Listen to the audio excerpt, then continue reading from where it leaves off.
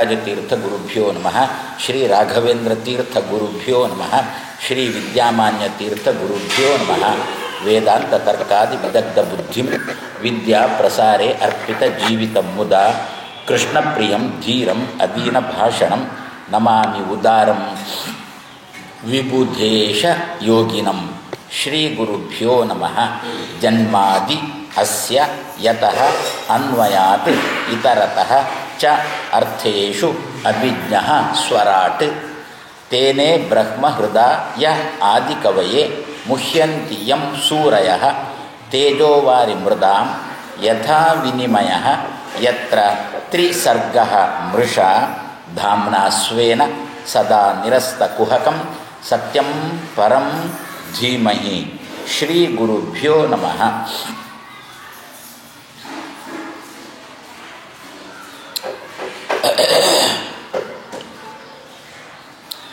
ನೈಮಿಷೆ ಅನಿಮಿಷ ಕ್ಷೇತ್ರೇ ನಿಮಿಷರನ್ನು ಅನಿಮಿಷರನ್ನಾಗಿ ಮಾಡುವ ಸಾಮರ್ಥ್ಯವುಳ್ಳದ್ದು ಈ ಕ್ಷೇತ್ರ, ಈ ಜಾಗ.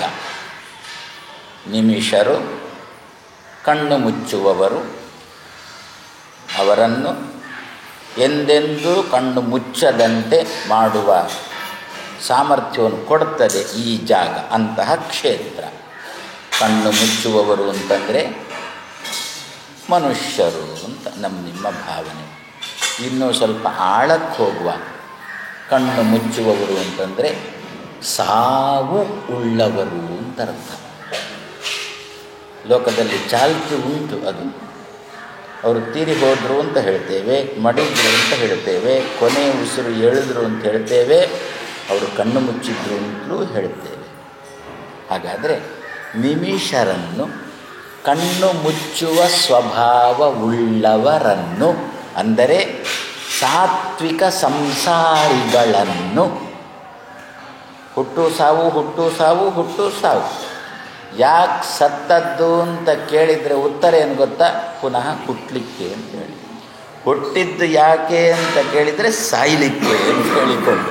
ಹಾಗಾದರೆ ಕಣ್ಣು ಮುಚ್ಚುವುದು ಅಂದರೆ ಸಾಯುವುದು, ಹುಟ್ಟು ಸಾವು ಎನ್ನುವುದು ಸಂಸಾರಿಗಳಿಗೆ ಸಹಜ. ಇಂಥವರನ್ನು, ನಿಮಿಷರನ್ನು ಏನು ಮಾಡ್ತದೆ ಈ ಜಾಗ ಅಂತಂದುಬಿಟ್ರೆ ಅನಿಮಿಷರನ್ನಾಗಿ ಮಾಡುತ್ತೆ. ಇನ್ನು ಮೇಲೆ ಸಾಯದಂತೆ ಮಾಡುತ್ತದೆ. ಅದು ಎಲ್ಲಿ? ಅದು ಮೋಕ್ಷದಲ್ಲಿ ಮಾಡ್ತದೆ. ಇನ್ನು ಮುಂದೆ ಸಾಯದಂತೆ ಯಾಕೆ ಮಾಡುತ್ತೆ? ಹುಟ್ಟಿದರೆ ತಾನೇ ಸಾಯುವುದು, ಅಲ್ಲಿ ಹುಟ್ಟು ಇಲ್ಲ, ಸಾವು ಇಲ್ಲ.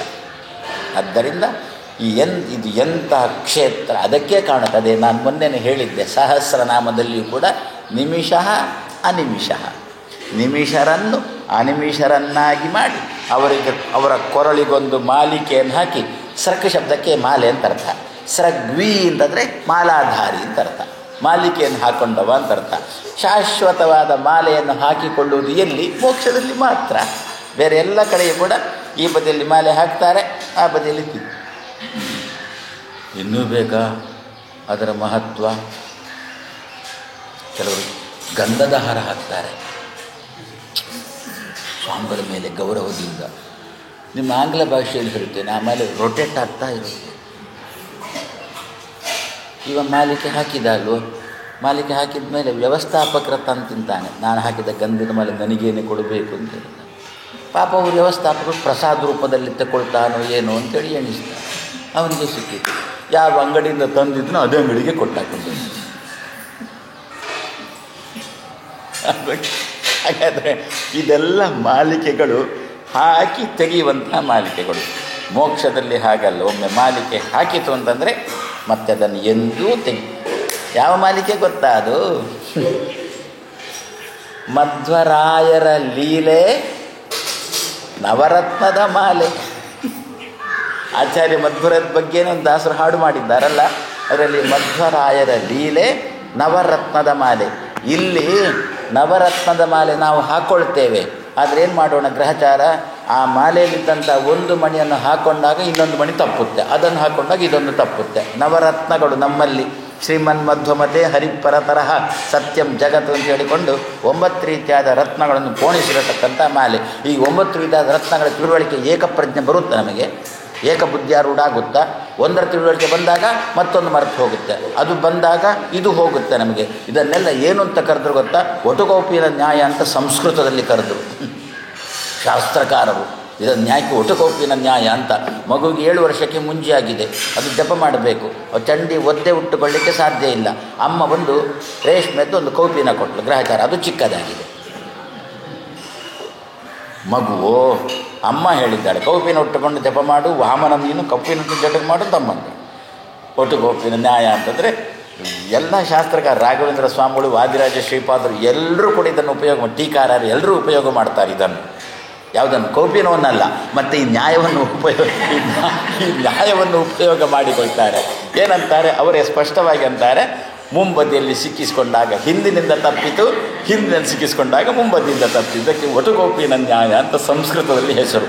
ಅದೇ ರೀತಿಯಲ್ಲಿ ಶ್ರೀಮನ್ ಮಧ್ವಮತೆ ಹರಿಪರತರ ಅಂತ ತಿಳುವಳಿಕೆ ಬಂದಾಗ ಸತ್ಯದ ತಿಳುವಳಿಕೆ ಹೋಯಿತು, ಮರ್ತೋಯ್ತು. ಅದರ ತಿಳುವಳಿಕೆ ಬಂದಾಗ ಪ್ರಮಾಣಗಳು 3 ಎನ್ನುವುದು ಎಲ್ಲೋ ಹೋಯಿತು ನಮ್ಮಲ್ಲಿ. ಹಾಗಾದರೆ ಈ ಮಾಲಿಕೆಯನ್ನು ನಾವು ಸದಾ ಕಾಲ ಧರಿಸುವುದಂತಾದರೆ ಎಲ್ಲಿ? ಅದು ಮೋಕ್ಷದಲ್ಲಿ. ಅದಕ್ಕೋಸ್ಕರ ಭಗವಂತ ಏನು ಮಾಡ್ತಾನೆ? ತಾನು ನಿಮಿಷರನ್ನು ಅನಿಮಿಷರನ್ನಾಗಿ ಮಾಡಿ ಅವರ ಕೊರಳಿಗೊಂದು ನವರತ್ನದ ಹಾರವನ್ನು ಹಾಕಿ ಅವರನ್ನು ಸೃಗ್ವಿಗಳನ್ನಾಗಿ ಮಾಡ್ತಾನೆ ಅಂತ. ಹಾಗಾದರೆ ಇದು ಎಂತಹ ಕ್ಷೇತ್ರ ಅಂತಂದರೆ, ನಿಮಿಷರಾದ ನಮ್ಮನ್ನು, ಹುಟ್ಟು ಸಾವಿರತಕ್ಕಂತಹ ನಮ್ಮನ್ನು ಅನಿಮಿಷರನ್ನಾಗಿ, ಹುಟ್ಟು ಸಾವು ರಹಿತರನ್ನಾಗಿ ಮಾಡತಕ್ಕಂತಹ ಜಾಗವೇ ಈ ಜಾಗ. ಆದ್ದರಿಂದಲೇ ವ್ಯಾಸರೇ ಸ್ವಯಂ ಅಂದರು, ನೈಮಿಷೇ ಅನಿಮಿಷ ಕ್ಷೇತ್ರೇ ಮುನಯ ಶೌನಕಾದಯ. ಅವರು ಮುನಿಗಳು. ನಮ್ಮಲ್ಲಿ ಶಬ್ದ ಪ್ರಯೋಗದ ಕ್ರಮ ಹೇಗೆ? ಕೆಲವು ಶಬ್ದ ಪ್ರಯೋಗಗಳು ಇರ್ತವೆ, ತುಂಬ ಅರ್ಥವತ್ತಾಗಿರ್ತದೆ. ನಾವು ಎಂದೂ ಕೂಡ ಮುನಿ ಋಷಿಗಳು ಅಂತ ಶಬ್ದ ಪ್ರಯೋಗ ಮಾಡುವುದೇ ಇಲ್ಲ. ಮತ್ತು ಋಷಿ ಮುನಿಗಳು ಹಾಗೆಯೇ ಶಬ್ದ ನಮ್ಮಲ್ಲಿ ಚಾಲ್ತಿಯ ಬಂದಾಗ ಋಷಿ ಮುನಿಗಳು, ಮುನಿ ಋಷಿಗಳು ಅಂತಲ್ಲ. ಏನರ್ಥ? ಮೊದಲು ಅವರು ಋಷಿಗಳು, ಆಮೇಲೆ ಮುನಿಗಳು. ಋಷಿಗಳು ಅಂದರೆ ಏನರ್ಥ? ಋಷಜ್ಞಾನಿ, ಚೆನ್ನಾಗಿ ಜ್ಞಾನ ಸಂಪಾದನೆ ಮಾಡ್ತಾರಂತೆ ದೇವರದ್ದು. ಯಾವಾಗ ಋಷಿಗಳಾದರೋ, ಯಾವಾಗ ದೇವರ ಬಗ್ಗೆ ಸರಿಯಾದ ತಿಳುವಳಿಕೆ ಸಂಪಾದನೆ ಮಾಡಿದ್ರೋ ಅವರಿಗೆ ತೋರುತ್ತಂತೆ ಗ್ರಹಚಾರ. ಇವುಗಳ ಜೊತೆ ಏನು ಮಾತಾಡೋದಂದ್ರು ಮುನಿಗಳಾದರು. ಮೌನವುಳ್ಳವರಾದರು. ಮೌನವುಳ್ಳವರನ್ನು ಮುನಿಗಳು ಅಂತ ಕರೀತಾರೆ. ಯಾವಾಗ ಮೌನ ಆಗೋದು ಅಂತಂದರೆ, ಮನೆಗೆ ಕಳ್ಳ ಬಂದಾಗ. ಬೇರೆ ಸಮಯದಲ್ಲೆಲ್ಲ ಭಾರೀ ಧೈರ್ಯ ನಮಗೆ.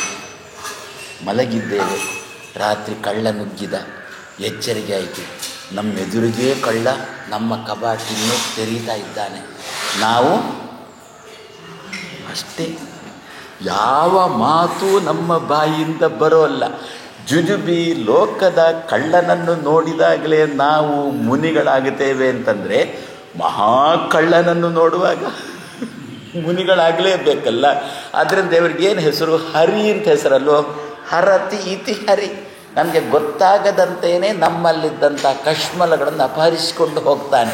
ಆದ್ದರಿಂದ ಅಂತಹ ದೇವರನ್ನು ನೋಡುವಾಗ ಕಣ್ಣು ಬಾಯಿ ಬಿಟ್ಟು ಮುನಿಗಳಾಗುವುದು ಸಹಜ. ಅದಕ್ಕೋಸ್ಕರ ಏನಂದರು?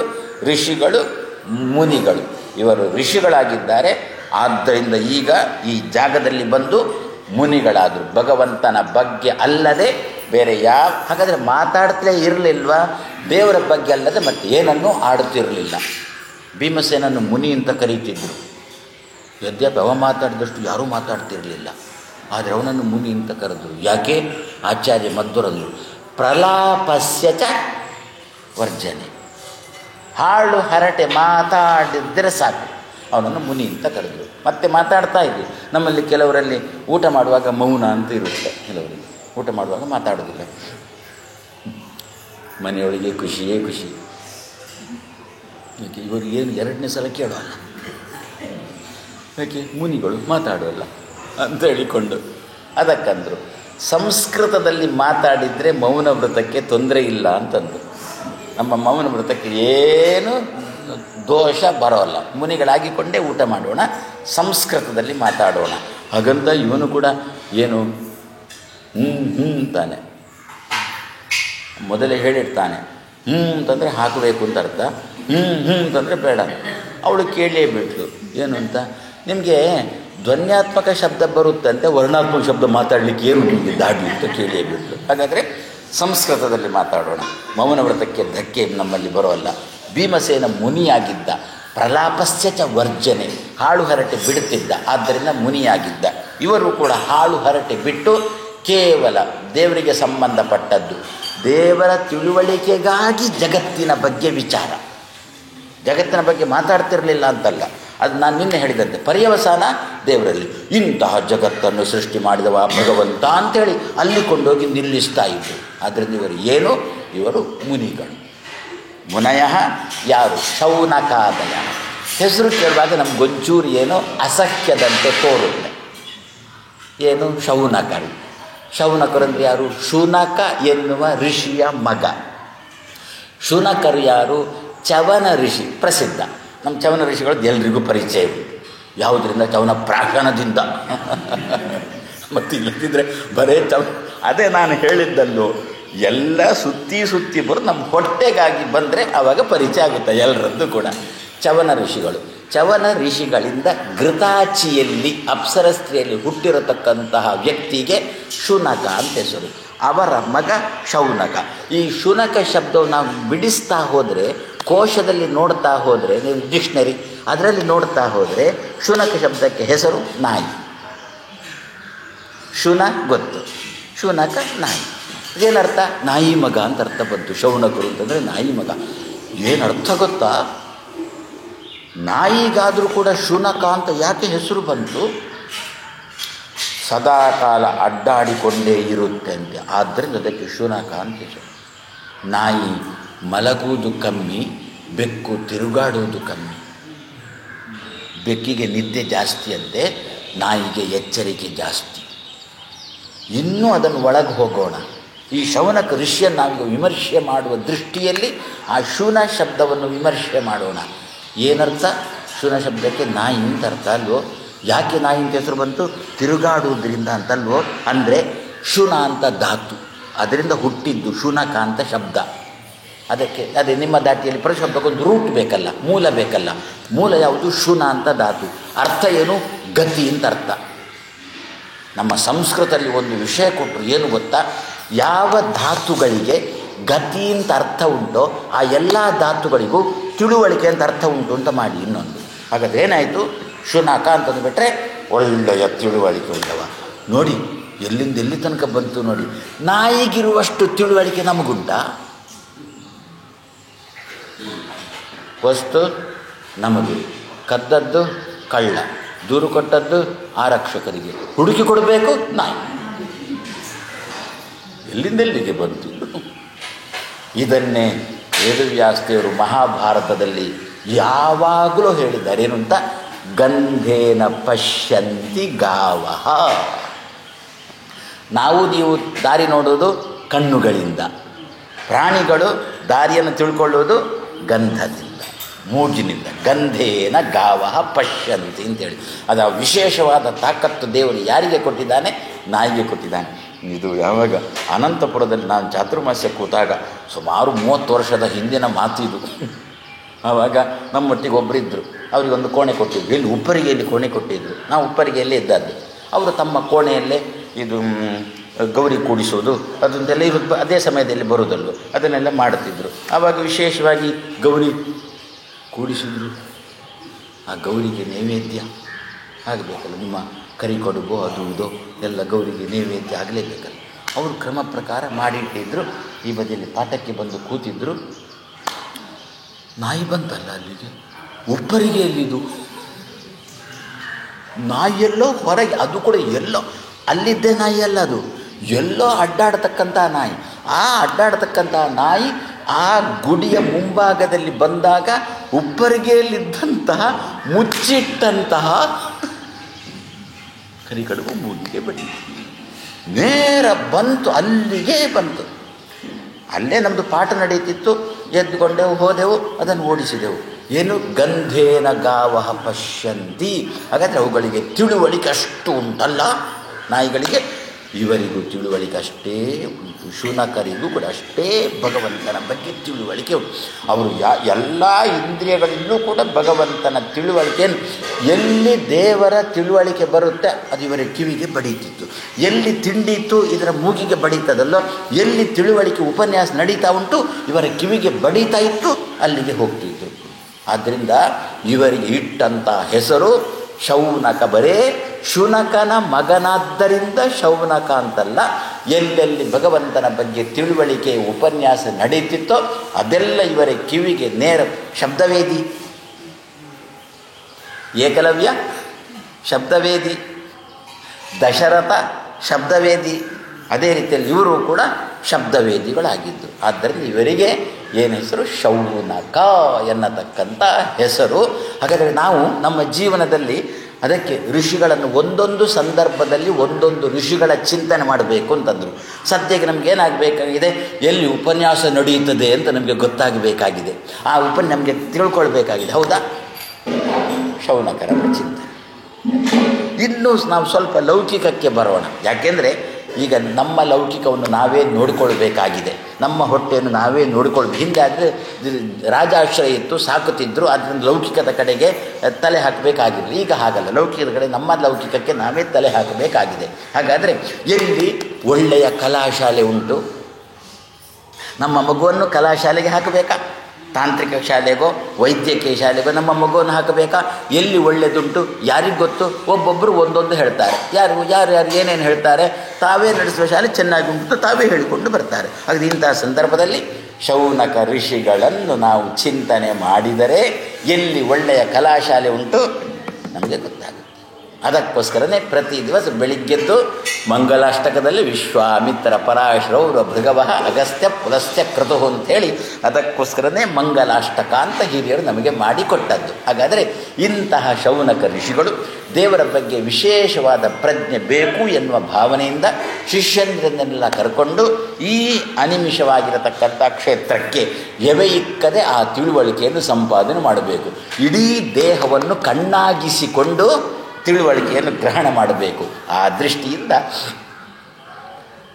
ಮುನಯ ಶೌನಕಾದಯ ಸತ್ರಂ ಸ್ವರ್ಗಾಯ ಲೋಕಾಯ, ಸ್ವರ್ಗ ಲೋಕಕ್ಕೋಸ್ಕರ ಅಂತ.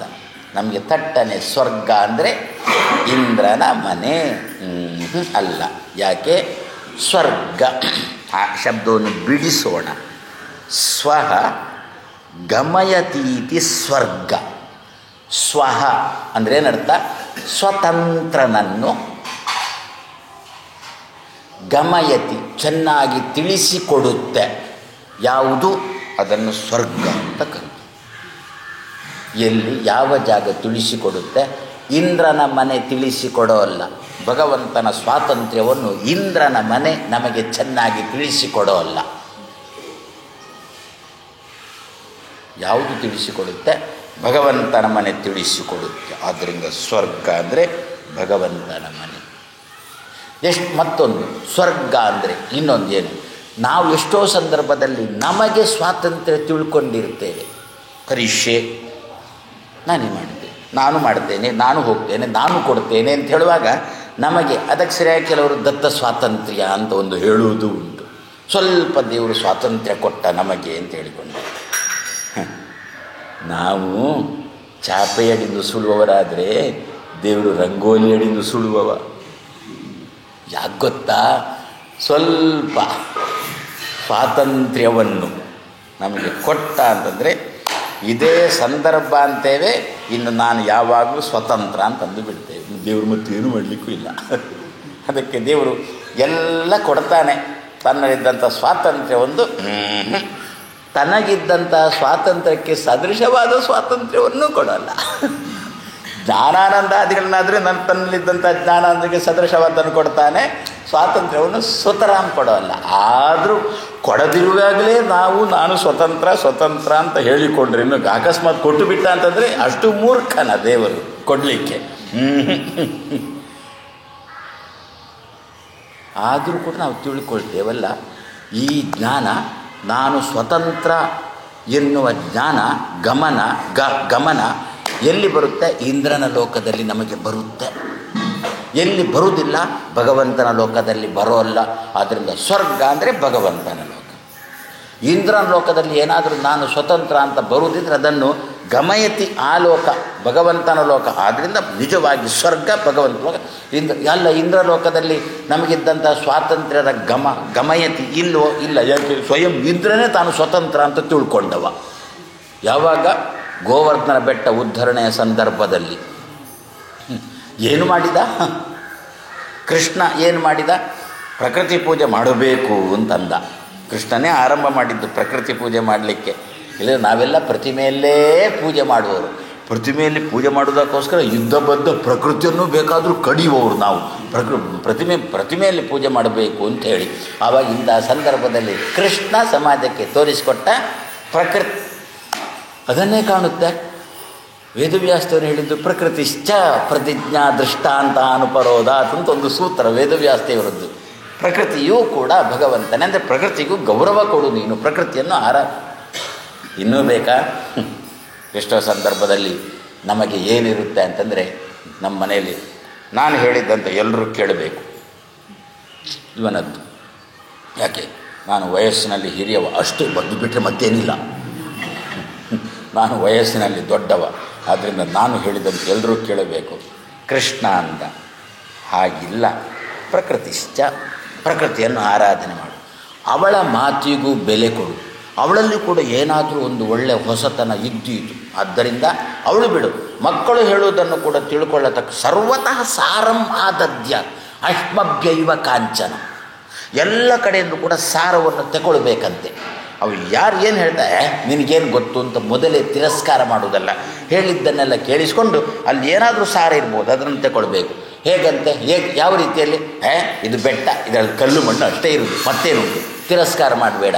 ಅಗೀತ ಹೋದಾಗ ಚಿನ್ನ ಅಲ್ಲೇ ಸಿಗುವುದು. ಅಶ್ಮಭ್ಯ ಇವ ಕಾಂಚನ, ಬೆಟ್ಟಗಳಿಂದ ಚಿನ್ನವನ್ನು ತೆಗೆದಂತೆ ಇರ್ಬೋದು. ಅವಳಲ್ಲಿ ಬೆಟ್ಟದಷ್ಟು ಮಾತಿರ್ಬೋದು, ಚಿನ್ನ ಸಿಗುವುದು ಸ್ವಲ್ಪನೇ ಆಗಿರ್ಬೋದು, ಒಳ್ಳೆಯತನಕ್ಕೆ ಸ್ವಲ್ಪನೇ ಆಗಿರ್ಬೋದು. ಆ ಚಿನ್ನನೇ ತಾನೇ. ಅದರಿಂದ ಎಂದೂ ತಿರಸ್ಕಾರ ಮಾಡಬೇಡ ಅಂತ ಕೃಷ್ಣ ಪ್ರಕೃತಿ ಆರಾಧನೆ ಮಾಡು. ಪ್ರಕೃತಿ ಶಬ್ದದಿಂದ ವಾಚ್ಯಳಾದ ಮನೆಯವಳನ್ನು ಕೂಡ ಮಾತ್ರ ಅತಿಯಾಗಿ ಆರಾಧನೆ ಮಾಡಬೇಡ. ಯಾರಂತೆ?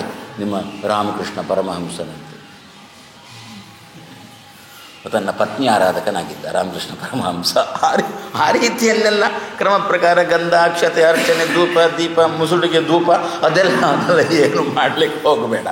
ಮಾತು ಕೇಳುವ ಮೂಲಕ ಆರಾಧನೆ ಮಾಡುವಂಥ ಕೃಷ್ಣ ಪ್ರಕೃತಿಯನ್ನು ಆರಾಧನೆ ಮಾಡುವ ಮೂಲಕ ಸಮಾಜಕ್ಕೆ ತೋರಿಸಿಕೊಟ್ಟ. ಗೊತ್ತು, ಕೃಷ್ಣ ಆರಾಧನೆ ಮಾಡಿದ. ಸಾಲದ್ದಕ್ಕೆ ಗೋಪಾಲಕರನ್ನು ಸೇರಿಸಿಕೊಂಡ.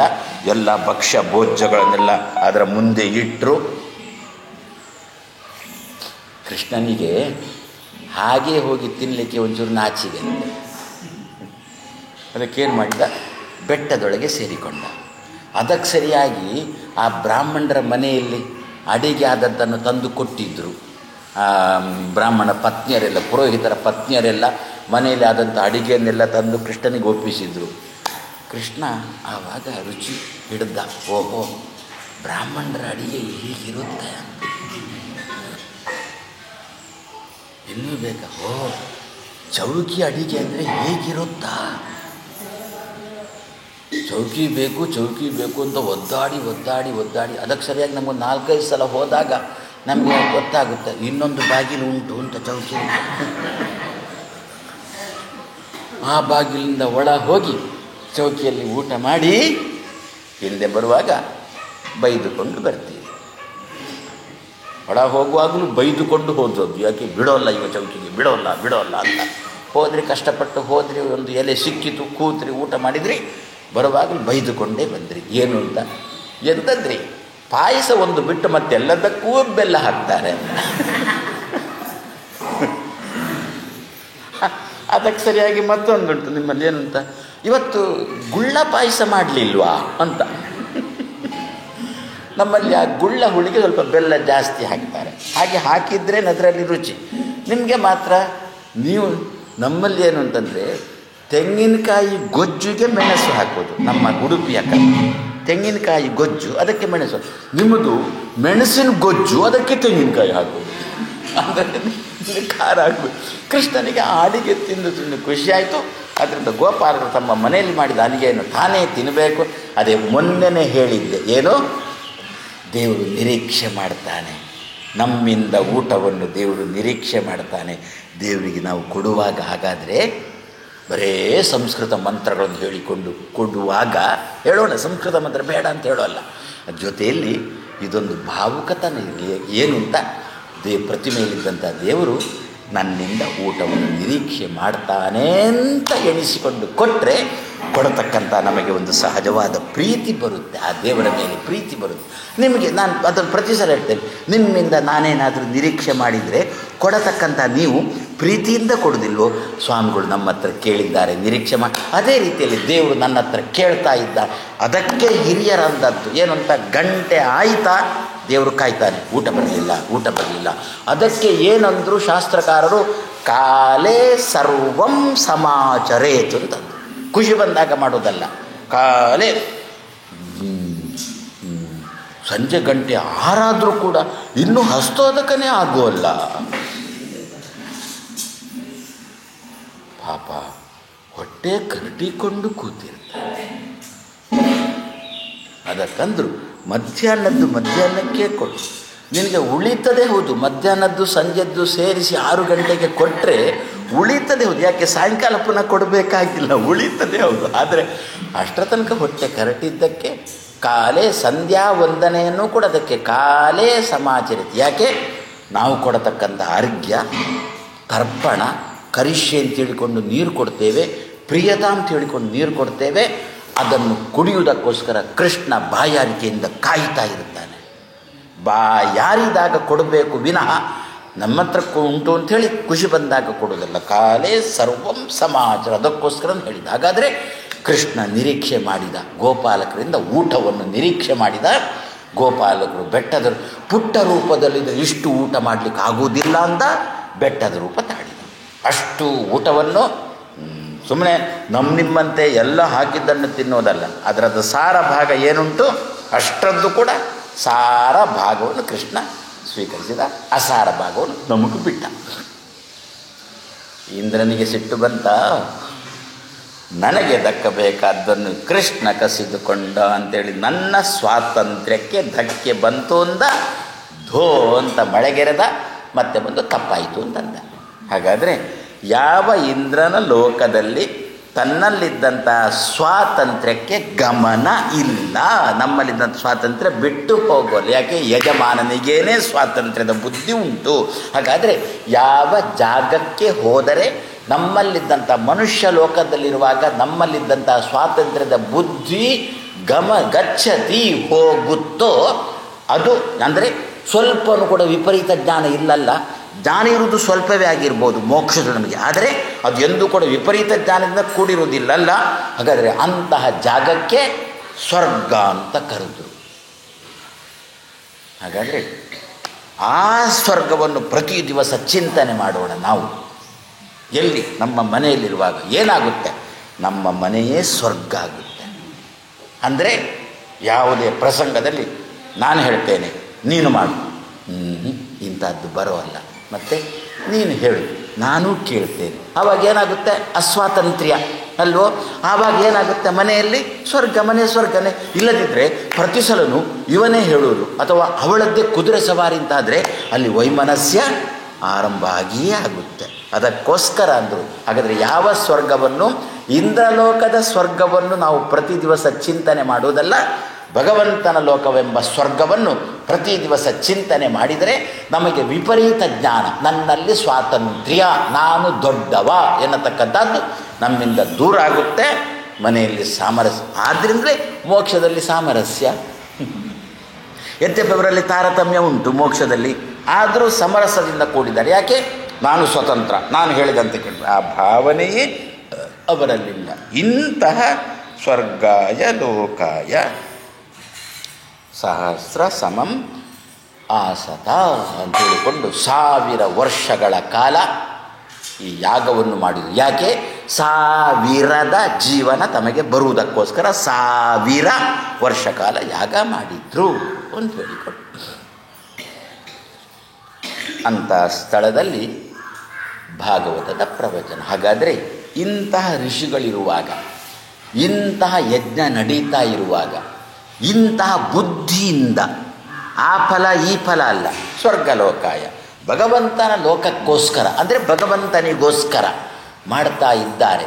ಸಾಲದ್ದಕ್ಕೆ ಮಧ್ಯಾಹ್ನ ಮೇಲೆ ಭಾಗವತದ ಪ್ರವಚನ ಅಂತ ಇರುವಾಗ ಇಂತಹ ಜಾಗಕ್ಕೆ ಕಲಿ ನುಸುಳಿಯಾನ, ಇಂತಹ ಜಾಗಕ್ಕೆ ಕಲಿ ಬಂದಾನ.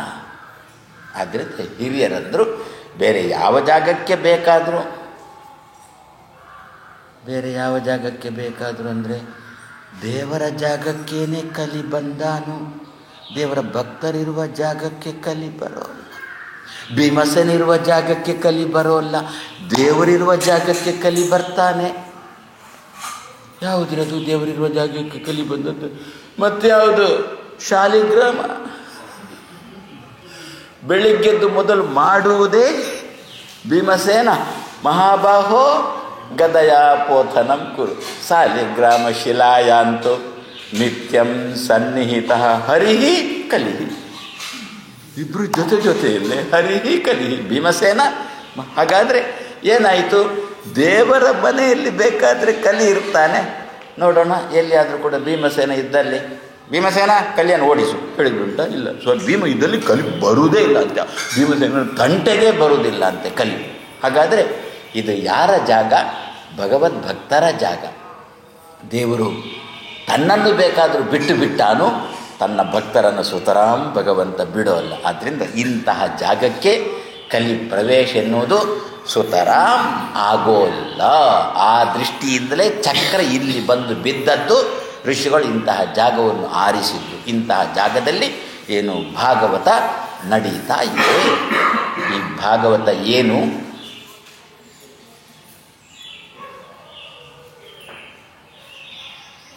ವೇದಕ್ಕೆ ಅರ್ಥ ಏನು ಮಾಡೋದು ಅಂತ ಪ್ರಶ್ನೆ ಬಂತು. ವೇದಕ್ಕೆ ಒಬ್ಬೊಬ್ಬರು ಒಂದೊಂದು ರೀತಿಯಲ್ಲಿ ಅರ್ಥ ಮಾಡಿದ್ರು. ಏನು ಅರ್ಥ ಮಾಡಬೇಕು ಅಂತ ಪ್ರಶ್ನೆ ಬಂತು. ವ್ಯಾಸರಂದರು ನಾನೊಂದು ಸೂತ್ರ ಕೊಡ್ತೇನೆ, ಅದಕ್ಕೆ ಸರಿಯಾಗಿ ವೇದಕ್ಕೆ ಅರ್ಥ ಮಾಡಿ ಅಂತಂದರು. ಏನು ಕೊಟ್ಟರು? ಬ್ರಹ್ಮಸೂತ್ರ ಕೊಟ್ಟರು. ಬ್ರಹ್ಮಸೂತ್ರಕ್ಕೇನೆ ಬೇರೆ ಅರ್ಥ ಮಾಡಲಿಕ್ಕೆ ಬಂದರು. ಬ್ರಹ್ಮಸೂತ್ರದಿಂದ ಅಲ್ಲಿಯೂ ಕೈ ಆಡಿಸಿದರು, ಅದಕ್ಕೂ ಬೇರೆ ಅರ್ಥ ಮಾಡಲಿಕ್ಕೆ ಬಂದರು. ಏನು ಮಾಡಬೇಕು ಅಂತ ಗೊಂದಲ ಆಯಿತು. ಪುನಃ ವ್ಯಾಸರ ಬಳಿಗೆ ಹೋದರು.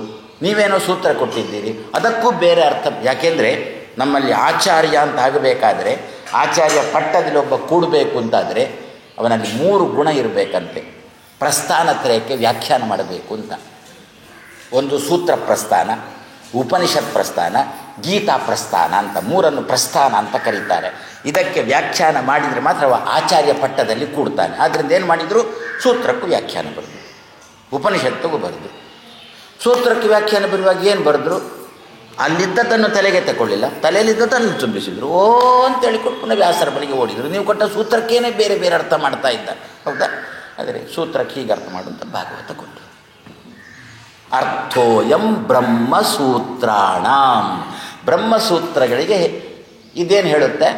ಇದು ವಿಷ್ಣು ಸರ್ವೋತ್ತಮ ಅಂತ ಹೇಳುತ್ತೆ. ಅದು ಬಿಟ್ಟರೆ ಮತ್ತೇನೇನೇನೇನೇನೂ ಹೇಳೋಲ್ಲ. ಭಗವಂತನ ಪಾರಮ್ಯವನ್ನು ಹೇಳುತ್ತೆ. ಇದನ್ನಿಟ್ಟುಕೊಂಡು ಸೂತ್ರಕ್ಕೆ ಅರ್ಥ ಮಾಡು. ಏನಾಗಬೇಕು? ಸೂತ್ರ ಕೂಡ ವಿಷ್ಣು ಪಾರಮ್ಯವನ್ನು ಹೇಳಬೇಕು. ಅದನ್ನಿಟ್ಟುಕೊಂಡು ವೇದಕ್ಕೆ ಅರ್ಥ ಮಾಡು. ಆವಾಗ ವೇದವೇನು ಹೇಳಬೇಕು? ವಿಷ್ಣು ಪಾರಮ್ಯವನ್ನು ಹೇಳಬೇಕು. ಹೀಗೆ ಸಮಗ್ರ ಬ್ರಹ್ಮಸೂತ್ರಗಳಿಗೆ ಅರ್ಥ ಹೇಗೆ ಮಾಡಬೇಕು ಅಂತ ತಿಳಿಸಿಕೊಡುತ್ತೆ ಈ ಭಾಗವತ ಅಂತಂದರು.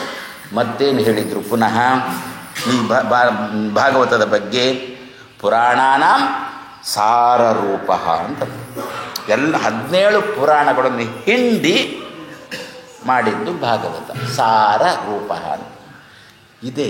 ಇನ್ನೊಂದು ರೀತಿಯಲ್ಲಿ ಉಂಟು, ಇನ್ನೊಂದು ಪಾಠ ಉಂಟು.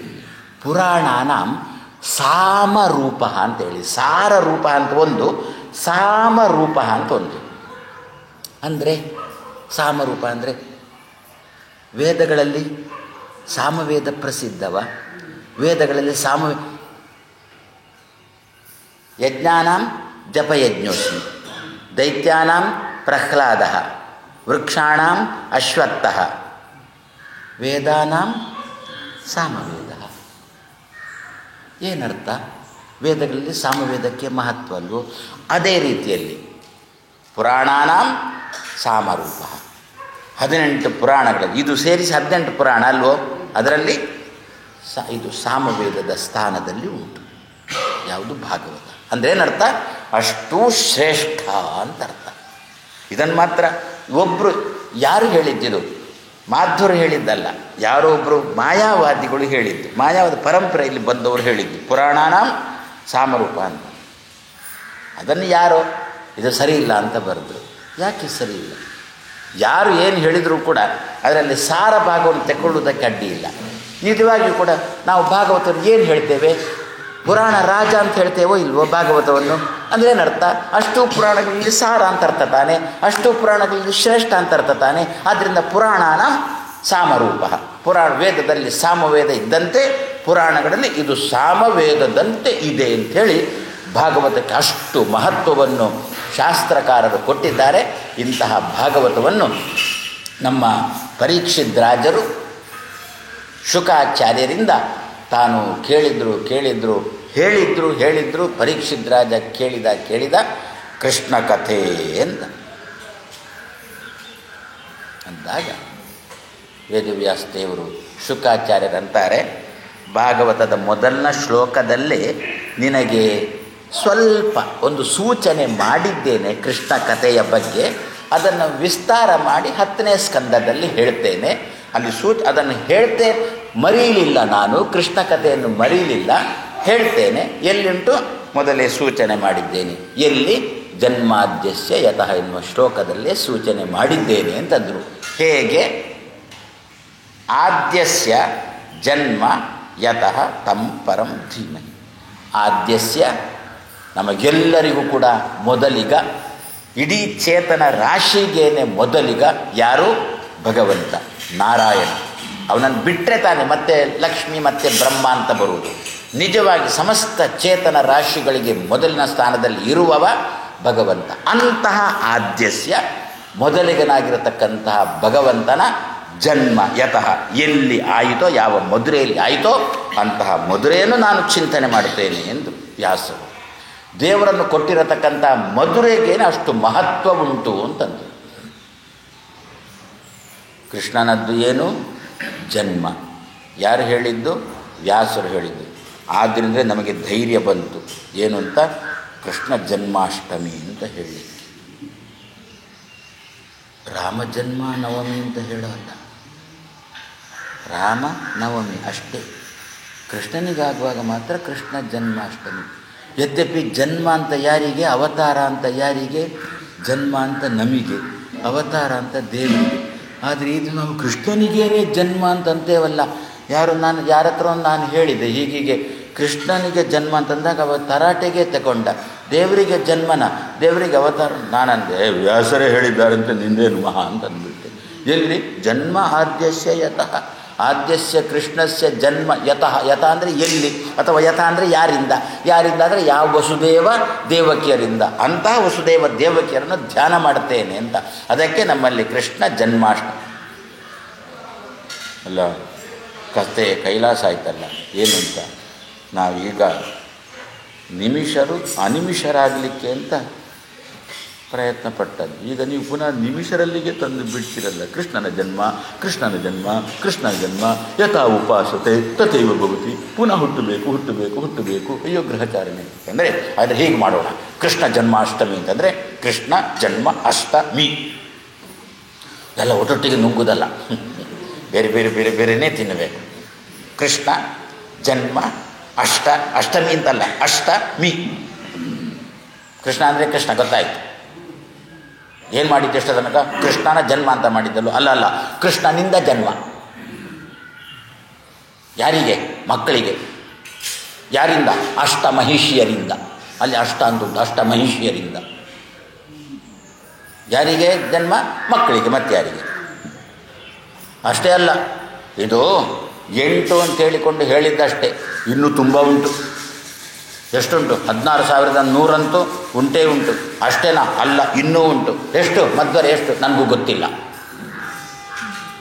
ಸರಿ, ಅವರಲ್ಲೆಲ್ಲ ಜನ್ಮ ಅಲ್ವೋ? ಅವರಿಗೆ ಅವರ ಅಷ್ಟೂ ಹೆಂಡತಿಯರಲ್ಲಿ ಜನ್ಮ. ಯಾರಿಗೆ? ಯಾರಿಂದ ಅಂತ ಕೃಷ್ಣನನ್ನು ಧ್ಯಾನ ಮಾಡು ಅಂತ. ಹಾಗಾದರೆ ಈಗಲೂ ಕೂಡ ಲೋಕದಲ್ಲಿ ಅಂಥದ್ದೆಲ್ಲ ಇರುತ್ತೆ. ಎಷ್ಟು ಮಕ್ಕಳು? ಅಂತ ಕೇಳಿದಾಗ, ಹಿಂದಿನ ಕಾಲದಲ್ಲಿ ಎಲ್ಲ ಕೇಳಿದಾಗ ನಿಮಗೆಷ್ಟು ಮಕ್ಕಳು ಅಂತ ಕೇಳಿದಾಗ ಅಂತಾರೆ 10 12 ಅಂತ. ಆವಾಗ ಈಗಿನ ಕಾಲದವರು ಒಮ್ಮೆಲೆ ಬೋ ಅಂತ ಬಿಡ್ತಾರೆ. ಯಾಕೆ? ಈಗಿನ ಕಾಲದಲ್ಲಿ ಒಂದನ್ನು ಹಡ್ದೇ ಸಾಕುವುದು ಮೂಗಿನ ತನಕ ಬರುತ್ತೆ. ಹಾಗಿರುವಾಗ 10 12 ಅಡಿ ಸಾಲದ್ದಕ್ಕೆ ದಂಪತಿಗಳು ಲಗ್ನ ಆಗಿ ಹಿರಿಯರ ಪಾದಕ್ಕೆ ಎರಗಿದಾಗ ಹಿರಿಯರು ಮಾಡುವ ಆಶೀರ್ವಾದ ಅಷ್ಟಪುತ್ರ ಭವ ಸುಭಗಾಚ ಪತಿವ್ರತ 8 ಅಡಿ ಅಂಥೇಳಿ ಆಶೀರ್ವಾದ ಮಾಡ್ತಿದ್ರು.